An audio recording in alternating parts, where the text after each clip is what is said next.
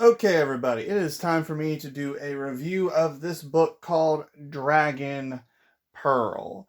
And I'm going to not hold back too much. I will try and be nice, but I'm going to just say this book was 310 pages long. This is one of those books where I wish I could get my time back because I feel like I wasted all of my time. I'll talk about it very briefly and I will give you all of my gripes on this because this book by far is one of the contenders for worst book I've read this year, easily beating out A Swiftly Tilting Planet. All right. So, basically Dragon Pearl is a sci-fi book and I say sci-fi book in air quotes because this feels like a book that was written by someone who saw Star Wars one time. And actually, I don't even want to say person who saw Star Wars. I'm going to say somebody who heard about Star Wars and said, I can do that, and doesn't understand any of the reasons why sci-fi works a certain way. The characters are very boring. They don't have much of a personality in my opinion, and they don't really feel the way I think people should feel, because this is the whole premise of the story is 13-year-old fox spirit, well, not fox spirit, but fox creature person who can turn into a human and shapeshift. Her brother had joined the military and she wants to go find him because he's gone missing. Okay, that's a good premise. That's a good start. Okay, your brother's gone missing. You wanna go find him. Awesome. But then after that, it takes a terrible nosedive because number one, I feel like the relationship between the brother and sister, outside of them being brother and sister, I don't feel like they were very well defined personality wise. Because in a good story, you understand the relationship between characters outside of just, this is my brother, this is my mother, this is my dad, this is my girlfriend, this is my boyfriend. You know who they are as people. You know what makes them tick. You know why they gel together, why they get along. It makes sense why they like being around each other. Why are they not why are they the kind of siblings that get along as opposed to not get along? That's some things that need to be addressed. This book doesn't really, I don't feel like it delved in deep enough to who the characters were to really be able to fully understand that. Because let me go ahead and say this. Oh, my thoughts are going everywhere. I probably should have composed these better, so I'm sorry, but I really don't even want to waste too much time talking about this book. So, ugh, let me just put it this way. The main character's strongest feelings about anything go back to her cousin Bora, who she seems to absolutely hate. The cousin literally is like, your brother's gone or something like that. I can't even remember, and I'm too lazy right now and annoyed with this book to even want to look back. But basically, the cousin's like, your brother's never coming back, and main character is like, actually, my brother is coming back, and I'm gonna make a bet with you right here, right now. And I think to myself, wait a minute, if your brother has gone missing, why would you make a childish bet? And one could say, well, she is 13, so it's not, that's something that a 13-year-old might do. I don't think so. I'm sorry. 13-year-olds can be very dumb at times. They can do things that are very immature. If someone in their family is missing, I don't think they're going to just make a bet with somebody and about whether or not they're okay. I don't think they're going to do that. Because that was just bad. So that was at the beginning of the story, and they bring up that bet later on because it's like, well, I guess you got to win the bet. I guess it was really a, why even bring that thing back up? It was really dumb. It was a really dumb idea. Speaking of dumb ideas, the way this character tries to go find her brother is really, really dumb because she tries to run away from home, and okay, that's classic storyline there. And she ends up going to this bar. Okay, that's a basic storytelling trope of going to a seedy place to try and get what you want. And she tries to find a captain to take her where she needs to go, but the captain doesn't end up going at all. And she ends up basically tricking the first mate of the captain's ship to take her off planet, and then that first mate ends up getting attacked in a pirate attack, and he lives, but he's pretty much out for the rest of the novel. And I think to myself, in stories, we're supposed to get attached to characters. We're supposed to care who they are very early on. We need reasons to care for people. We need connections of some kind.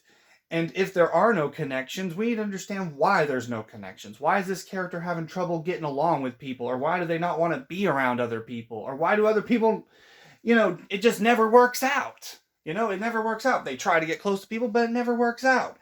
There needs to be some reason behind it. And it's one of these books where it feels like the main character is just getting shuffled around from one place to the next with very little rhyme or reason. Things are just happening to the character. The character doesn't feel like an active agent necessarily. Her decisions don't really seem to matter at all. And that is consistent throughout the book. And again, it doesn't help matters that you don't really feel like she has a real personality, because even when she gets to know people, she doesn't really have strong feelings one way or the other. There's a part in the book where she gets betrayed by someone who she thought was a friend. Well, actually by two people who she thought were friends. Sorry, spoilers, but this book is really not worth your time. And she literally, once she's been betrayed, she kind of just takes it in stride because, like, well, technically I've been lying to them. And I'm thinking, have you met a 13-year-old? They are not that rational. Adults are not that rational. My word. I'm thinking about people, like crazy people who are in like relationships where they're cheating and they find out that the person they're with has been cheating on them. The joke is that they'll lose their mind and go, how dare you cheat on me? Even though it's like, you've been cheating. You've been doing things you're not supposed to do. People can be irrational, even if it makes sense for, even if a certain outcome makes sense, or they can explain it to themselves, they can still be irrational in the moment.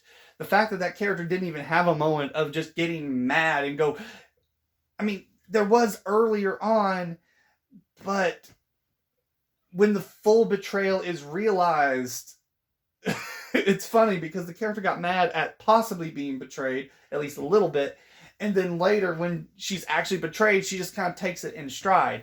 So that was very, very annoying.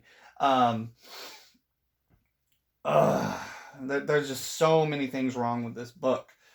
Because let me talk about the world building. One of the things that bothered me from the very beginning is this is supposed to be a sci-fi world, and so in a sci-fi world you should have sci-fi elements, mechanics, and there were some things like hydroponics, words like that were being thrown around, and that was it's like, okay, all right, interesting. Oh, she's having to clean some specific machinery, which again kind of feels like you've heard of Star Wars, maybe watched it long enough to hear about the moisture evaporators kind of thing.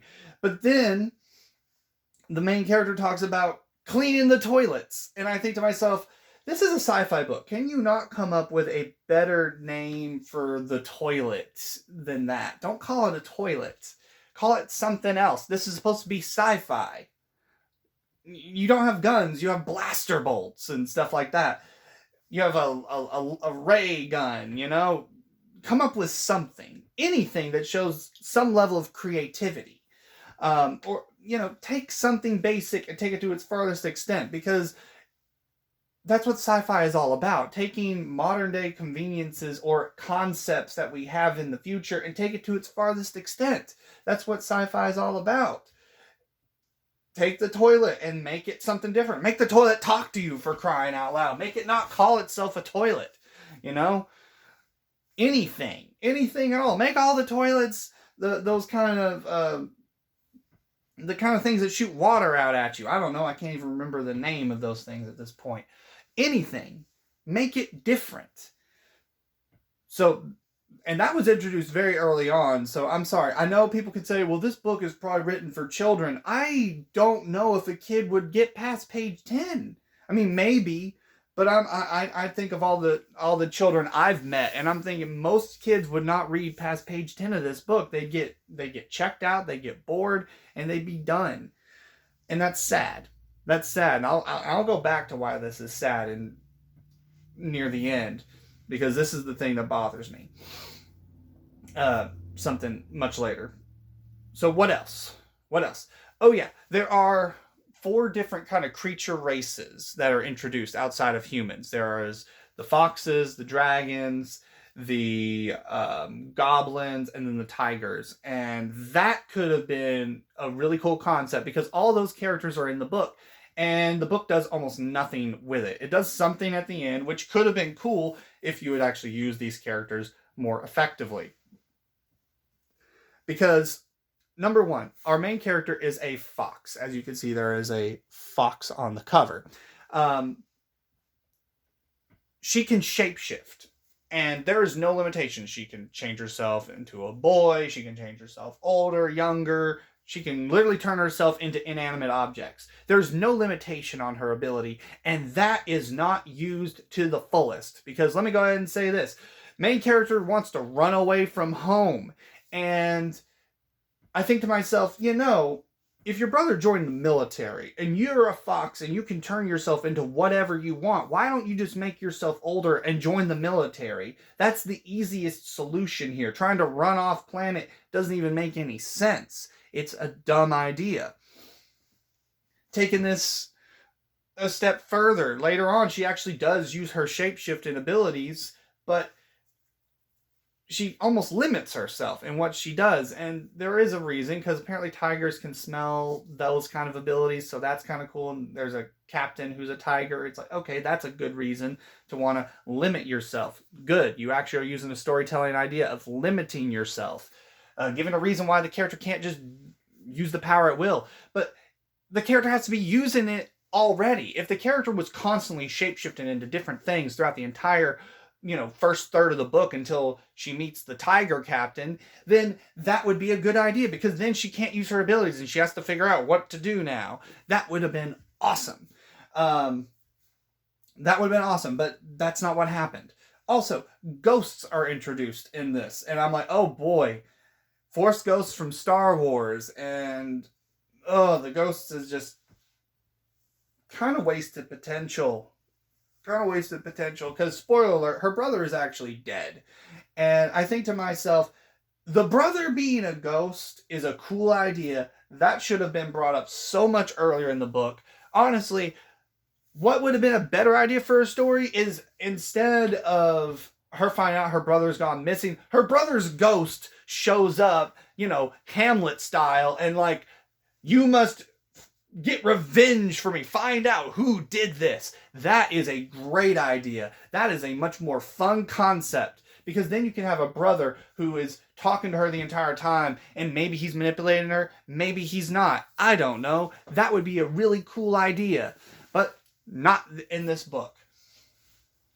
Also, apparently some of the others have powers, like dragons can control the weather. The dragon in the book doesn't hardly do anything. There's a goblin. All the goblin ever does is just summon food, which, again, this leads into another point of weird priorities. I talked about the stupid bet earlier. There was literally a scene later on where the goblins summoned some food because they're all on their own. Everyone's on their own, and we need food to eat. And the dragon has this weird face that, how dare you summon sweets for us to eat? And I think to myself, if I'm stranded in the middle of nowhere and I have no food, no shelter, I don't care what you are feeding me.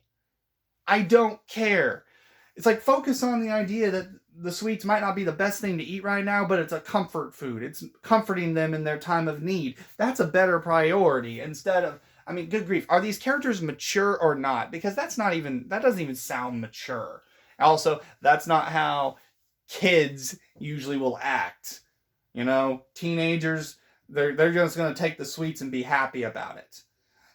They'll be happy for anything to eat, in my opinion. I could be wrong, but I've watched enough kids to know it's like. Also, if the sweets is such an issue, I don't think the goblin would have summoned sweets to begin with. Would have summoned something better. But, that was annoying. What else? What else was annoying about this book? Because, yeah, I had no investment. The plot was just jumbled all over the place. Here's a good one. For instance, the bar. I missed a very key part. Apparently, the bar was ran by the aunt of the main character, and this aunt does not show up anymore in the book. And this was a very annoying part here because here's the reason why this part was very, very annoying. The aunt brings up things about the mother, about the main character's mother, and the mother is in the book about as long as the aunt is, less than 10 pages, I would say. They're they're more mentioned in passing afterwards, I think, than they are in the actual like being present in the story. And I think to myself, if you're gonna have a character who's, brother, sister, father, uncle, whatever, of the main character's parent, the parent, we have to have some good reason why we care about the parent outside of this is my mom. I care about my mom. It's like, who is the mom? Who is she as a person? Why should we care if she used to run wild once upon a time when we don't even know who she is hardly now? It's like we barely know. Oh, she's authoritative. So are a lot of parents to teenagers. A lot of teenagers look at their parents and think they're completely unreasonable. But if you actually sit the teenager down for a minute and talk to them, they might actually admit that some of the things that their parents do make sense. They just don't like it. I mean, obviously, they're a teenager. They get upset. But yeah, the aunt is just... And if the aunt is going to be brought up, she needs to be a more major part of the story. But again, wasted potential because there's a bunch of characters that are brought in and they're gone. And I'm not saying that you can't have quick characters that are there and gone, but if you're going to make these characters, if you're going to act like these characters are important, then they need to be important to the story. This could have been an interesting story of, well, traditional stories. The main character usually is collecting a ragtag team of people throughout the journey. That's what you do. People like that. Even if somebody's like, well, I don't want to follow the traditional tropes. You got to understand why the tropes work before you just say, I'm not following them. They work for a reason. Even if you feel like they're cliche, they work for a reason. So long story short, this book feels like someone who's heard of Star Wars, maybe watched a few minutes, and then thought, I'm going to write sci-fi, and I'm going to break from tropes, but don't understand the tropes. Apparently this is supposed to be the first book of a series. I never want to read these books ever again, and three things actually. Number one, I would hate for a child for this to be their introduction to sci-fi, because I don't feel like anyone would want to read sci-fi after that. Second, the fact that people let this get released in this state, because possibly this author might have a great career ahead, but I don't think the career is going to be wonderful because this book is an awful introduction. And lastly, the name Rick Riordan being on this book. This bothers me because when I don't even remember if I saw that Rick Riordan had recommended this book or not when I got it. I saw that it had good reviews, and these must have been fluff reviews because I can't imagine people actually reading this book in earnest and saying it's good. But Rick Riordan wanting to show off, smaller writers in the world, smaller authors, kind of boost their career. That's a noble pursuit. More authors need to do that, and probably some of them do. Probably a lot of them do, but, sometimes I don't see it. And I hate that this is a book he decided to promote. I'm thinking it's like, clearly there were probably other books that you could have picked. Clearly there are other books. And it bothers me that this is the book, because I'm just talking about the story itself. I don't know how anyone can read this story, because I'm not talking about, you know, outside reasons. I'm not talking about, hey, you're my friend, I like you, or hey, this book features, you know, some concepts that you don't see in books very often. No, I'm talking about the book itself. The book itself stinks. It's a bad book. It's not good. And maybe someone enjoys it, and hey, I'll say good for you. I'm glad you can enjoy it. If you know why you enjoy it, please feel free to let me know. But for me, this book was horrible. I cannot recommend it to anyone. I would not recommend anything this author has written if every book is like this. I can't. This is not a Stephen King experience for me, or even an Agatha Christie experience, or, you know, pick a story. Pick a story by anyone who has stood the test of time in their works. And, you know, and I can't recommend this. There's plenty of authors I've read. I can recommend them wholeheartedly. Even if I don't like the author themselves, I don't like them, I can recommend their work. Even if someone's like, well, this is old, why would I want to read this? I can still recommend the work. I cannot recommend this to anyone because it's bad storytelling. And this is coming from a guy who loves to read, loves to write. Nobody knows or cares about his opinion. I just scream it out into the world. Nobody cares about what he writes for the most part. I just toss it out into the world. Maybe I have a good opinion. Maybe I have written something good. Maybe not. But I'm just saying this book offended me, because I know there's better authors out there, better authors that deserve these kind of moments in the spotlight. And for the life of me, I don't know how a book of this quality got to that point. Um, Maybe I can make another video ranting about this more, but for right now, I am done. So you have a good day. I hope you have a great Christmas time. And if you don't celebrate Christmas, I hope whatever holiday you celebrate is great too. And I hope that you have a great new year and all that. And I hope that God blesses you.